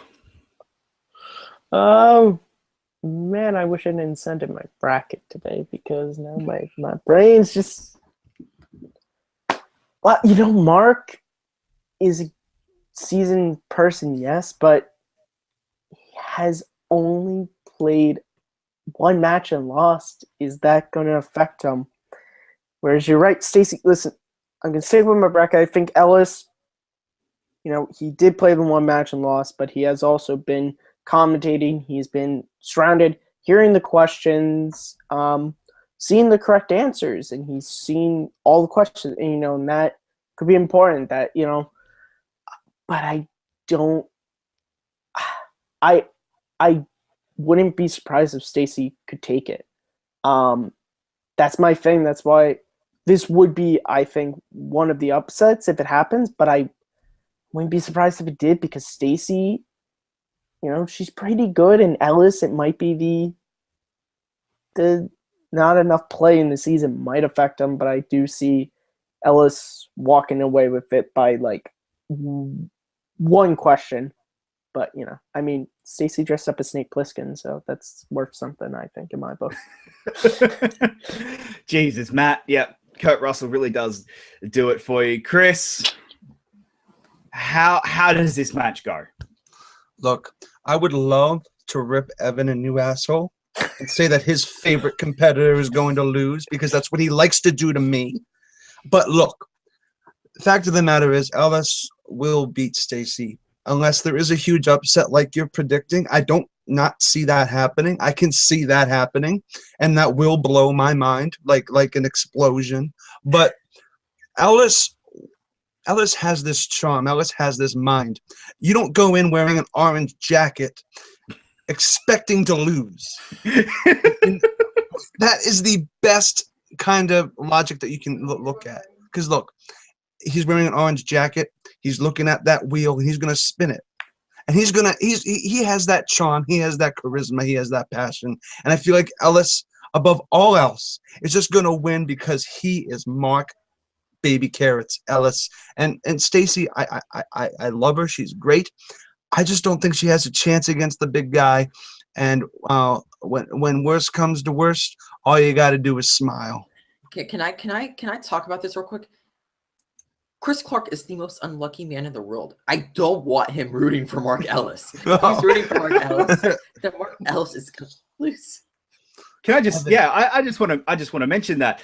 So you've got so far in the last 2 weeks, one of my favorite competitors in Dan Murrell has retired. One of Mark's favorite competitors has retired. It's Matt. Shut up. Okay. Fuck you too, Jacob. One of Matt's favorite competitors has retired. Way to bring that up again. Yeah. Chris Clark picks one of Evan's favorite competitors. I think Stacey Howard's winning this thing. Kristen, how wrong are we? Well, fuck you guys. So it pains me to agree with Evan about something, but Mark Ellis is my favorite competitor in the Schmoedown. So I can't change that, unfortunately. Darn you, Mark Ellis, for being who you are and making me agree with Evan about this. But he's just fantastic, honestly. And I am the kind of person that I am biased, and I will pick him because he is my favorite competitor. So yeah, I have him winning this match. I do think it'll be very close, and I could honestly see it being an upset, and it would not surprise me, unfortunately. But I'm still going to pick Ellis, and the biggest reason is he is one of the most experienced competitors in this tournament. I mean, he's been around since before the Schmoedown was on Collider. He's been in a lot of tournaments, both singles and teams, and he went for the belt just within the last year. I mean, that's a big deal. And he has the experience of being in a tournament, going all the way to the end of the tournament. So I think that that he could have this, and I know he's not as a seasoned maybe in this time frame, but he's just gonna win. That's it. That's all it is. I gotta say this. His losses have been incredible. He lost to Dan Murrell in his prime. One. He lost to JTE, and he had a perfect game that match. And he lost to Classy Clark Wolfe. I mean, I don't know what's a. Look, hey, the Schmoedown gods hate Chris Clark, and he just picked Mark Ellis. So I think it's possible. All right, let's move on to the last match of round one for the 2017 Ultimate Schmoedown Tournament. We have John the Outlaw Roca taking on the winner from this week's Fatal Five-Way, Jason Inman. Roca brings his 6-4 record and a round one average of 68% into this match, but it's his impressive round two average of 90% that people should be scared of. Sadly, his round three average is usually what lets him down, currently sitting at only 66%. Jason Inman, on the other hand, comes in with a 2-2 record and a 54% average in round one. He does have a solid record in round two at 75%, but like Roca, his round three average does let him down at just 45%. Matt, is it a chance that we could see a 16 seed beat a number one seed and cause a massive upset in this tournament? Hey, listen, the Schmoedown, as Mark said in my interview, luck is a huge part of it. It could happen. Do I think it's going to happen? No. Here's the thing. Jason Inman is someone who I really respect in both singles, teams, and inner geekdom. But John Roca is, since Mark Reilly retired, is my de facto favorite competitor now. I see him winning this. I think he is a little bit more seasoned in singles. Inman played a fantastic game in the Fatal 5-Way, but I just see when it comes down to just one-on-one, I see Roca possibly intimidating Inman a little bit, because we've also heard Inman goes in thinking he's going to lose, whereas Roca goes in thinking he's going to win, and that butting of heads is going to be really interesting, but I see Roca riding off with this win. Do you like that horse pun? Because outlaw. I do think that trying to think the right word. The laid backness. This year we have seen players who know their stuff and are going in a lot more relaxed tend to have people don't get inside their head, and they don't seem as stressed out in their match. So they're able to recall their information a lot easier. And we have seen that. Harloff is the example of that this year. He went into 3 of his last matches fully expecting to lose and go out retiring on a loss, but still happy that, he got some of his revenge tour. And look, I don't want to say it because I don't think it will happen, but I think we could possibly see a 16 seed beating number 1 this week. I don't think it's going to, but I wouldn't be surprised. I am going John Roca. Evan? Yeah. Am I crazy? No, you're not. But before I dive into it, can we take a second to settle in that a 6-4 competitor is the 1 seed? Now, interpret that however you want. I just think that is very, very different in my opinion. So that aside, it's John Steven Roca. It's the outlaw, or as you could say, the relaxed outlaw versus Jason Inman. Jason Inman did perform really well, surprisingly, and I was very impressed. But John won't lose this first round just because of the intimidation factor. You're going up against, as some people call, one of the greats. And whenever you go up against one of the greats, you start getting inside of your own head. Roca won't get into Inman's head, but Inman will get into Inman's head because he's, fighting someone who's very intimidating. So, with that, I have Roca winning this match. All right. Kristen, will Roca get into Jason Inman's head, or will Jason be able to get into Roca's head? It's Roca. It's just Roca. Yeah, I mean, I like all the competitors. This is the issue. When I pick someone, it's not because I don't think the other competitor is good. I think they're all good. There's a reason they're in the tournament. However, Jason Inman has the unfortune to go against, I guess now would be my second favorite competitor, since that spot was vacant. I guess he just moves right into it. So it's just misfortunate for him because I do actually really like Inman. If he was going up against someone else, I might have picked him. But yeah, Roca, he's just, I think he's got the experience. He's got the gravitas, and he's got what it takes to make it far in the tournament, as we've seen in the teams, where they have made it very far in the tournament. I just think that that he can at least get through this round, and hopefully the next round, and hopefully the next round. Yeah, all the rounds, all the wins.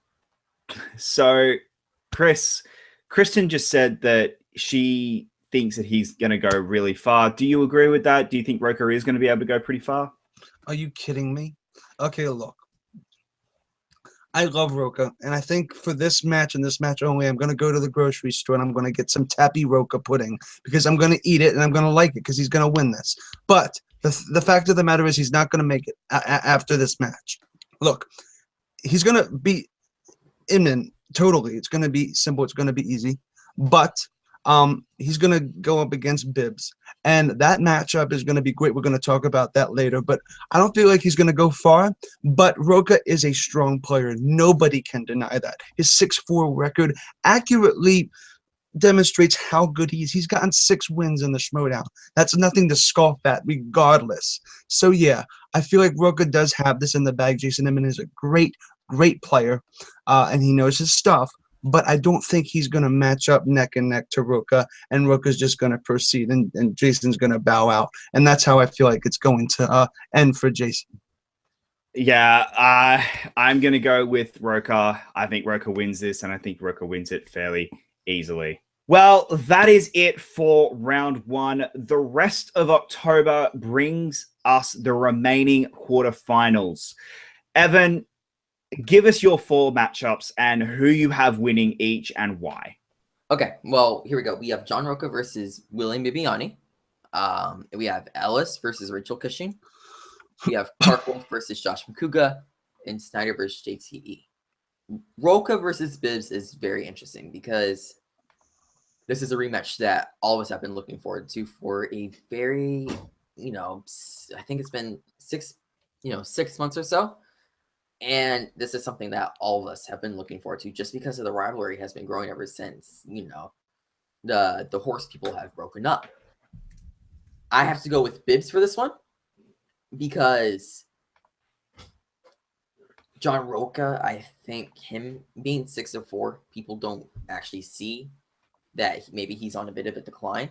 And Bibbs needs the win more than anything right now when it comes to the Schmoedown. So I see Bibbs beating Roca. Moving on to Ellis and Cushing, the headband's coming back. Look, Rachel Cushing, you have became one of my favorite competitors. But when it comes to Mark Ellis, I can't pick against him. He has been a champion before. He was the champion of the Ultimate Schmoedown, and it is very difficult to be a champion. So Mark Ellis wins versus Rachel Cushing. Then we have Clark Wolfe versus Josh McCouga. This is my other upset pick that I have. I have JTE, and I have Clark versus McCouga. McCouga repeats. Wow. There is something whenever Clark Wolfe goes up against a heel like Brian Chandler, she will find a way to get into Chandler's head, and I think that's gonna Chandler will find a way to get into Clark's head, and whenever that happens, I think it's gonna affect her in the next match because it'll be a neck and neck match for sure, and McCouga will find a way to get lucky because that's who Josh McCouga is. He'll pull the win, and we're going to have a very funny and entertaining semifinal and actually another rematch as well as we see Snyder versus JTE, 2 teammates fighting each other, something that I think people who aren't fans of the Lions Den would really want to see. JTE runs out of luck as Snyder's just the better competitor overall, and I'm very curious to see what side Dagino takes because I feel like that has a bit of a weight on the match because Dagino will do his best to get into the other person's head because that's what evil people do. So, yeah, those are my picks. I have Bibbs beating John Roca. I have Ellis beating Rachel Cushing. I have Josh McCouga upsetting the classy Clark Wolfe. And I have Snyder beating out JTE. Wow. That's quite a round 2. Matt, what is your round 2? All right, so my matchups, I have John Roca versus Bibbs, Ellis versus Draco, Clark versus Kalinowski, and Snyder versus McWeeny. So in Roca versus Bibbs, I have Bibbs winning this one. We talked about it before. Bibbs needs this momentum going forward. He needs this tournament. I think beating John Roca, the former team champ, is going to, push him up. And I think that's gonna drive it to win. Ellis versus Draco. I have Mark Draco winning. I think Draco's been studying. I think we've seen that with Blofeld's cat, and I think this is the match that if it's not Stacey Howard, this is the match where Mark Ellis, only competing once this season, affects him. In Clark versus Kalinowski, I have Kalinowski. I think he's just, again, I talked about before, he's well-versed in a lot of different stuff, and I think that's going to propel him forward in this tournament. And then I have the matchup, Snyder versus McWeeny too. I see McWeeny avenging his loss here. I think McWeeny is driven to be – I think McWeeny wants to play Snyder, and I see him beating Snyder. Oh, very, very interesting matchups. Kristen, what are your matchups? All right, so for the second round, I've got Roca versus Bibbiani, Ellis versus Cushing, Wolfe versus Kalinowski, and Snyder versus McWeeny. So all of these competitors are just really good. So I've been going back and forth on a few of these, and it's been really difficult for me to like nail down a choice. But for round 2, I do have Roca beating Bibbiani. I just think that when Roca wants it, he delivers, and I know that Roca wants this. I mean, he always wants the belts, but I think that he just feels like he's got a lot to prove right now, and yep. So I have that. I also have Ellis beating Cushing for the personal reasons of if Cushing was going up against anyone else, I might have picked her, but she's going up against Ellis. So yep, I think he'll win. Wolfe versus Kalinowski, I have Clark Wolfe winning. I think that she just has a better depth of knowledge than Mike does, and a little more well-rounded, and she's got more experience.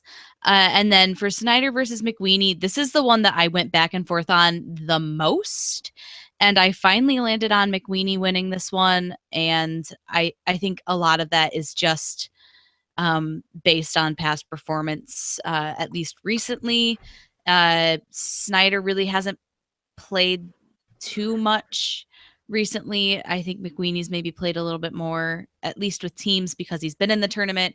He'll have a little bit more fresh perspective on playing, and I think that might help him out. Oh, right. Very, very interesting picks. So I'll just go through mine real quick. I've got Clark Wolfe versus Mike Kalinowski.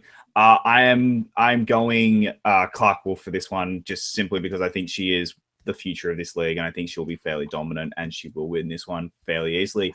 The other side, on the other right side of the bracket, I've got Jeff Snyder versus JTE. Civil war between the Patriots. I think JTE gets it. JTE is on a lucky streak. 2017 for JTE has been his year, and I think he gets it. Going over to the right side of the bracket, I've got Stacey Howard versus Rachel Cushing. And I'm going with my girl, Rachel. I think Rachel wins this, and it's going to be an incredible matchup, but I think Rachel gets this. And the big one, the one everyone's waiting on, the cowboy hat bet match or kissing his boots match.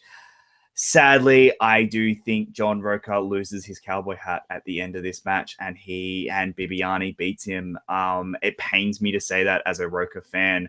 I just think Bibbiani has way too much more. I think Bibbiani has too much invested in this match, and too much to lose. This match is there's too much to lose for Bibbiani compared to John Roca, and I think Bibbiani wins this one. Chris, what do you got, and who's winning? Well, I'm gonna start with I have JTE versus Snyder. JTE I think is going to beat Snyder. It's going to be that civil war, like you said. JTE all the way. There's a reason why I want JTE to win, and we'll get to that.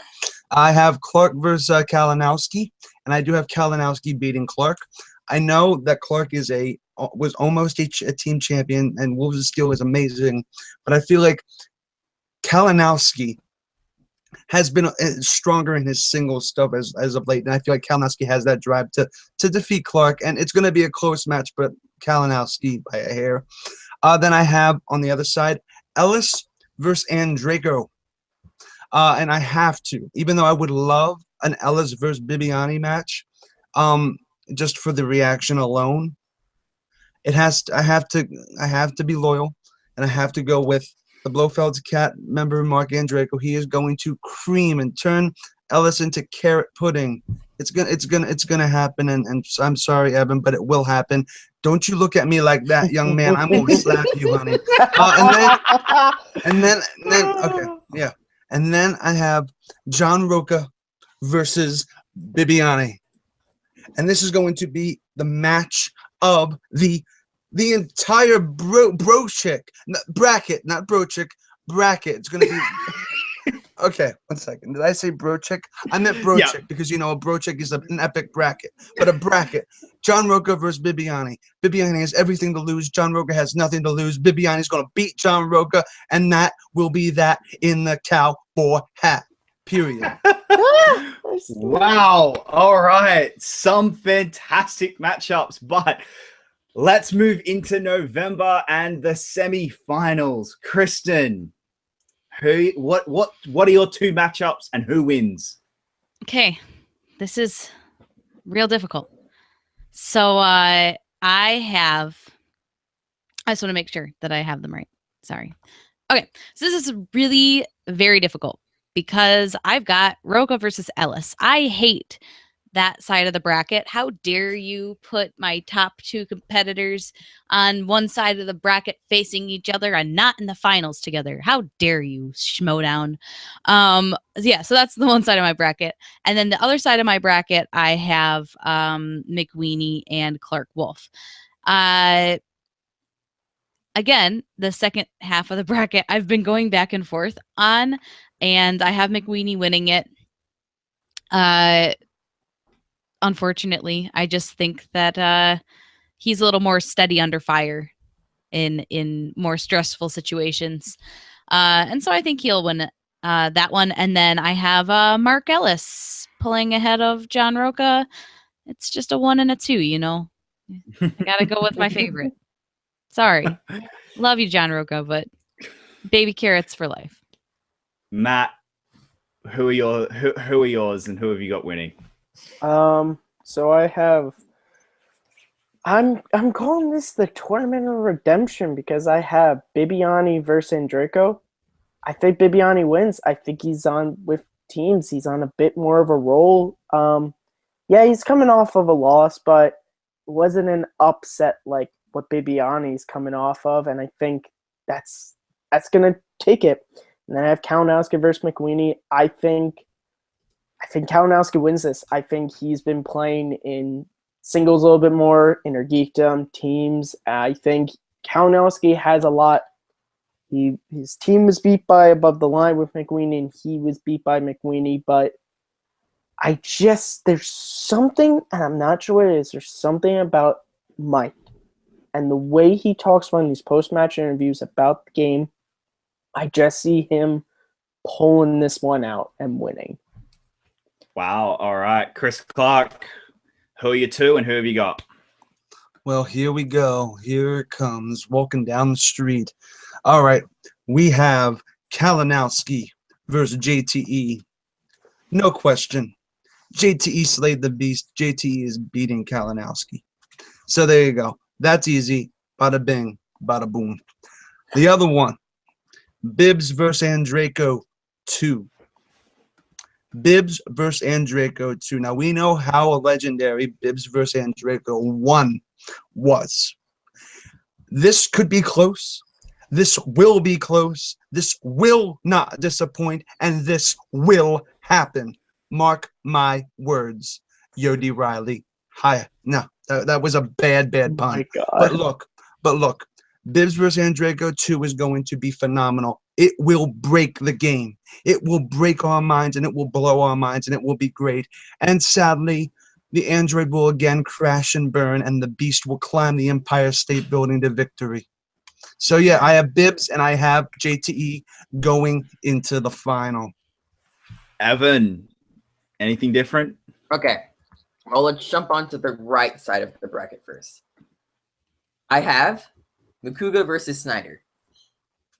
There's been a theme in my bracket. 1, history repeats itself. And 2, Josh Makuga always has to be 500. Right now, in my bracket, I have him 2 games ahead of 500. So you want to know what that means? This man has to lose. Because that's just the way how the Schmoedown works. So, Makuga loses to Snyder because Snyder also just has more overall knowledge than Josh Makuga from what we know. And when it comes to film. Now, on the left side of the bracket, I have William the Beast Bibbiani versus Mark Baby Carrots Yes. Now, William the Beast Bibbiani, you could argue, needs this tournament more than anything when it comes to the Schmoedown. Although, Mark Ellis is a more seasoned competitor. He's a better competitor. He has better entrances. And he's going to beat William Bibbiani. And it's going to be close, don't get me wrong. But there's one thing that Bibbiani has issues with, especially in these matches, where I think people are going to sleep on Ellis throughout the tournament. And people, I think, are going to sleep on Ellis as well, because Bibbiani's going to be on a hot streak, beating Sam Levine and John Roca. And whenever people sleep on a competitor with Bibbiani decides to choke. And we're going to see Bibbiani choke versus Ellis. And Mark Ellis goes to the finals versus Jeff Snyder. Evan, Wow. Evan. The truth is hard to swallow when you're choking on your pride. Just note that. All right, real quick. My semifinal is I've got Classy Clark Wolfe going up against Little Evil JTE. It's Clark Wolfe all the way. That's going to be it. And she is going to win that and win it fairly handily. My last match is on the left side of the bracket, which, come on, that left side of the bracket is insane. Like, absolutely insane. Anyway, William Bibbiani against Rachel Cushing. It pains me. It pains me to say this, but William Bibbiani will win that match against Rachel Cushing. He wants it more. He needs it more. And I think Bibbiani will win that one just simply because he needs it more. Rachel has not gotten to the point where William Bibbiani is yet. And I think if Rachel gets to this point in the Ultimate Schmoedown, that's fine. She will still be a respected competitor. She will still have Inner Geekdom to fall back on. Bibbiani has to win this tournament. He can't just make it to the finals. He has to win it in order to maintain that reputation that he currently has. All right. November 17th is the final match. Let's go around the board, remind everyone who is making it to the final for you and who the winner is. Chris, I'll start with you. Who have you got and who's winning? Do I even need to ask? A, you do not need to ask who's going to win. But B, this will be the redemption of the Beast. The Beast versus Little Evil 2 for me. Because when he does beat JTE, he will be the king. Regardless if he wins the entire tournament against Kristen, he will finally upend all these people who keep using the JTE match as why Bibbs sucks. No stupid bets coming from Chris Clark at this time around. Matt, who are your two? Okay. I got Mark and Draco, Mike Kalinowski.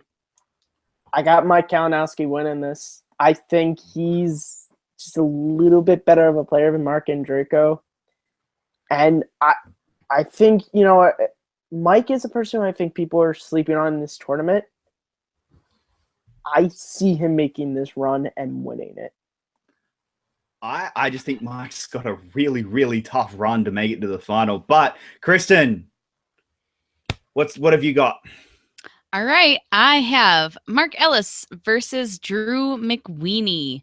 And of course, Mark Ellis is going to win this tournament, guys. You're all sleeping on Mark Ellis, except for Evan. And that still pains me to say. Oh, well, I got to agree with him on something. It might as well be Mark Ellis. He's a joy and a wonder, this man. So, yes, I hope that he wins this tournament. And I really hope that we get to see something that I am very, very much looking forward to, a possible Mark Ellis, Christian Harloff face-off. Like, that would be such a cool title match. Let's just geek out about that for a few seconds. Like, once friends, now they're against each other in this battle of Schmoedowns. Anyway, so that sounds like the coolest thing in the whole world. So Mark Ellis will win. He will go and he will play Christian Harloff, who will still have the belt. And we'll all our hearts will all explode with joy. What's wrong with that?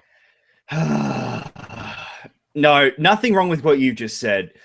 Evan, what the fuck are you wearing?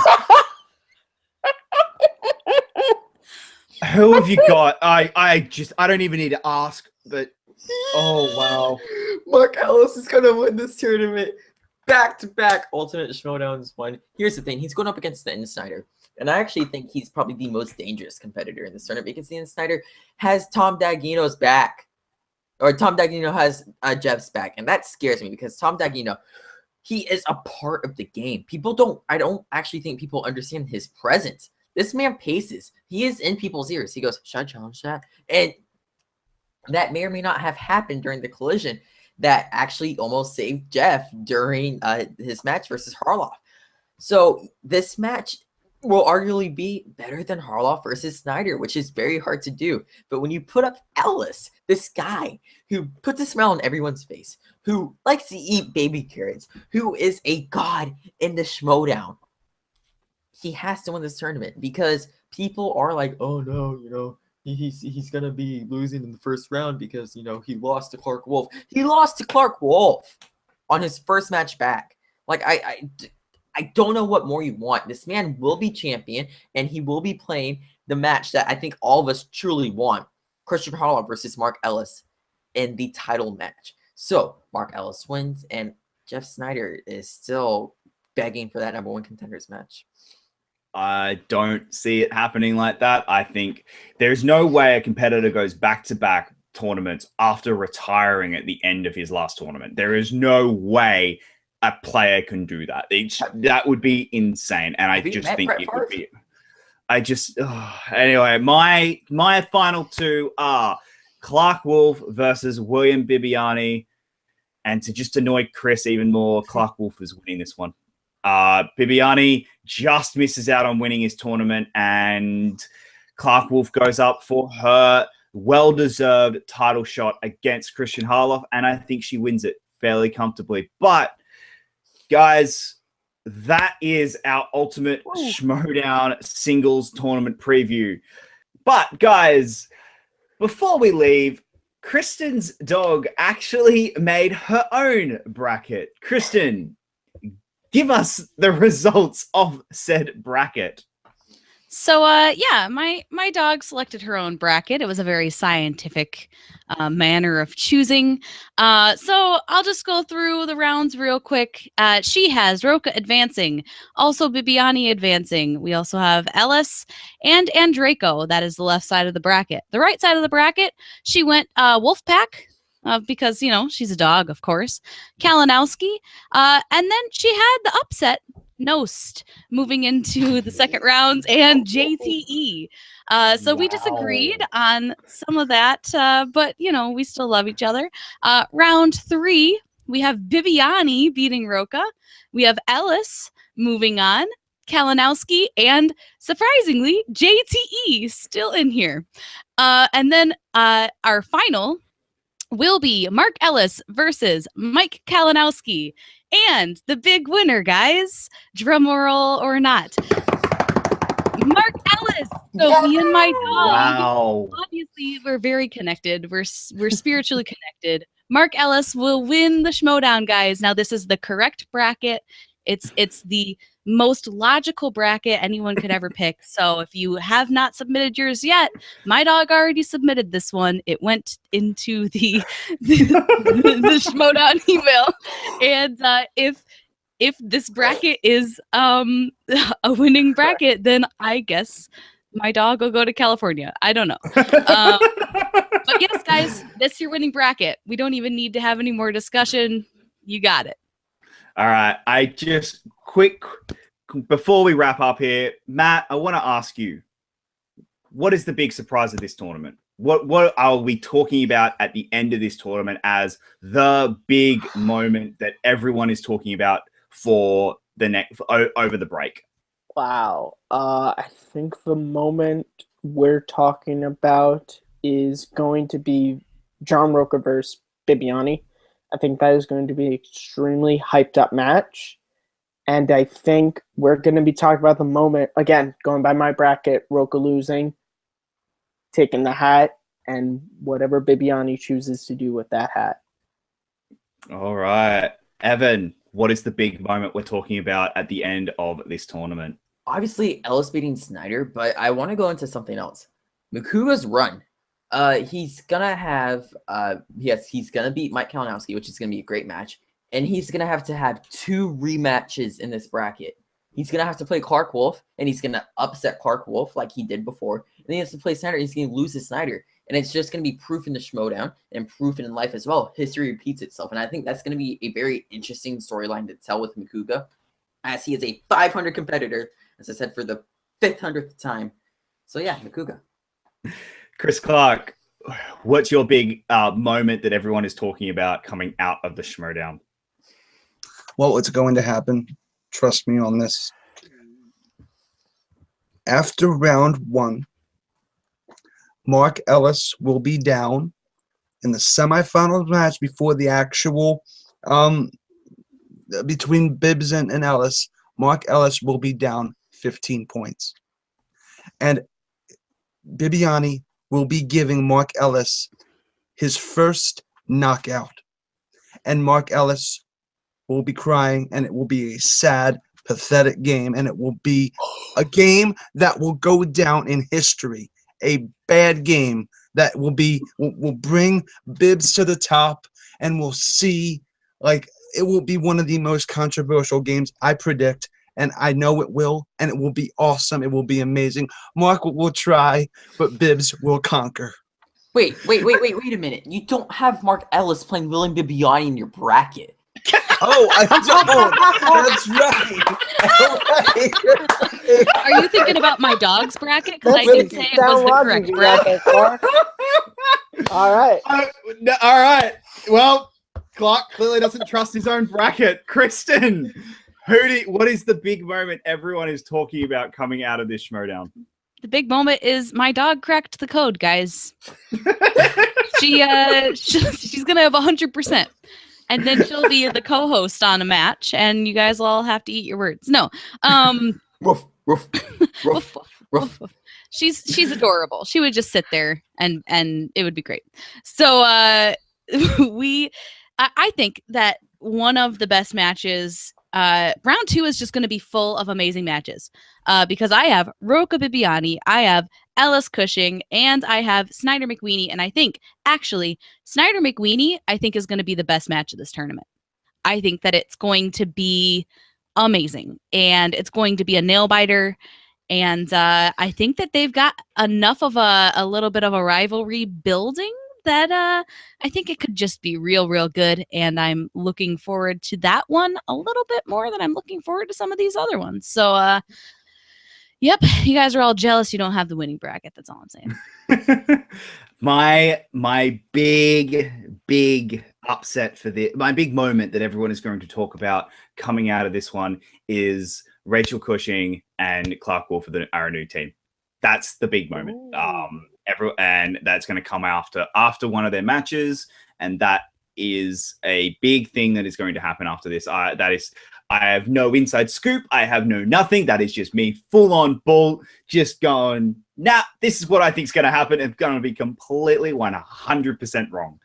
But guys, let us know below. What is the big moment everyone is talking about after this tournament? I do want to thank everyone on this panel and my special guests today, Mark Reilly and Jason Inman. Evan, where can people find you online? You people can find me at Evan DeGraff 15, where I will be wearing this orange t-shirt bandana that I made after Clark Wolfe broke all of my dreams, and wearing these cool Hawaiian shirts I keep pulling out of places that I never thought they'd be pulled out of.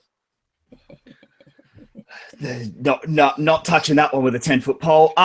Matt, where can people find you online? You guys, as always, can find me at Kearns_Matthew on Twitter, MattMovie611 on YouTube, and hosting the Movie Fandom Show right here on Take 3. Kristen, where can they find you online? You can find me online, Smith_K10, Twitter, Instagram, and also the Stardust, where you can watch me give very short thoughts on things. Or if you want to see me give a long thought on things, I guested on a podcast on the Sight and Sound podcast channel and got to talk about Wind River, and it was fantastic. You can check it out. Chris Clark, where can people find you online? You can find me at Chris Clark 8788 on Twitter. Those numbers mean nothing. Or you can find me on YouTube at No Man's Land Entertainment. Bada bing, bada boom. And if you guys want to check it out, Chris Clark had an incredible interview with Whitney and Robert Meyer Burnett. Make sure you go check it out on Take 3 Productions right now. It's a long one, but it's really worth it, and it's fantastic. Guys, you can find me at Jacob Blunden on Twitter, Facebook, and Letterboxd, all the social networks everywhere. Guys, thank you so much for watching this. Let us know below. Who do you have winning this tournament?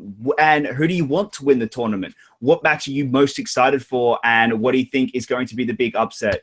We really want to know your thoughts. I do literally read every single comment. I try and respond to as many as I can. Guys, thank you so much for listening here. Make sure you do give this video a like and subscribe to Take 3. But also, more importantly, go over to Collider, like and share their videos, like and share the Schmoedown so that we can start getting more and more of these incredible matches. And let's get pumped for the Ultimate Singles Tournament. Also, guys, while you're there, make sure you do check out on SK Plus the Schmoedown Rundown run by Aaron Turner, Frank Janish, and Brian Davis. This week, they talked about their brackets, and they also got Ben Bateman to join them and talk about all things Schmoedown and the singles tournament. It's a lot of fun. It's a great episode. Make sure you check it out. But guys, from everyone here at Take 3 Productions, I'm Jacob Blunden, and until next time, take care.